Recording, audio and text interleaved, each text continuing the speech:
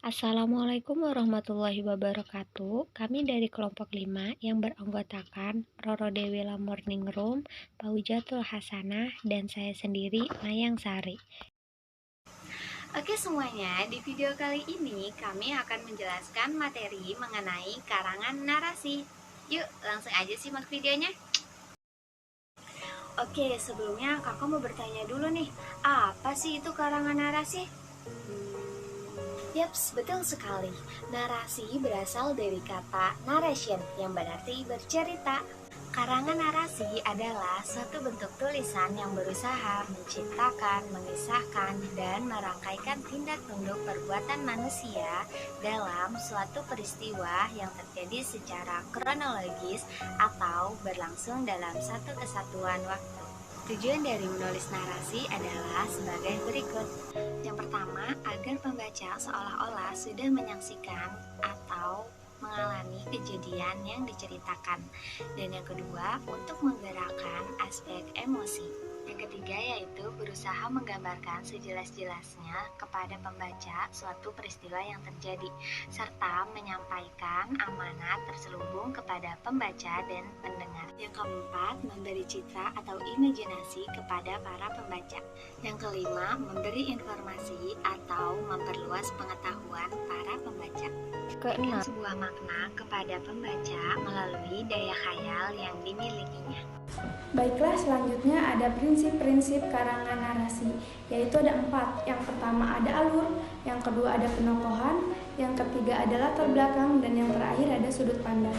Alur adalah tahapan atau rangkaian jalannya cerita yang disampaikan oleh pengarang sehingga menggerakkan sebuah cerita dari awal, tengah, hingga mencapai klimaks dan akhir cerita. Macam-macam alur terbagi menjadi 3. Yang pertama ada alur maju, yaitu menceritakan masa depannya atau masa yang akan datang, dan yang kedua ada alur mundur, yaitu menceritakan masa lampau atau masa lalunya, dan yang ketiga ada alur maju mundur yang menceritakan keduanya, masa lalu dan masa depannya.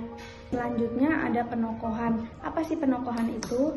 Penokohan adalah cara pengarang menampilkan tokoh dalam ceritanya dan bagaimana tokoh-tokoh tersebut. Dalam penokohan ada tiga watak ataupun karakter. Yang pertama dilihat dari segi dialog tokoh, yang kedua dari penjelas tokoh, dan yang ketiga dari gambaran fisik tokoh. Pada penokohan ada 3, yaitu yang pertama ada antagonis, pemeran jahatnya, perantagonis, pemeran baik, dan ada trintagonis. Trintagonis itu ya sebagai pembantu atau membantu peran antagonis dan perantagonis.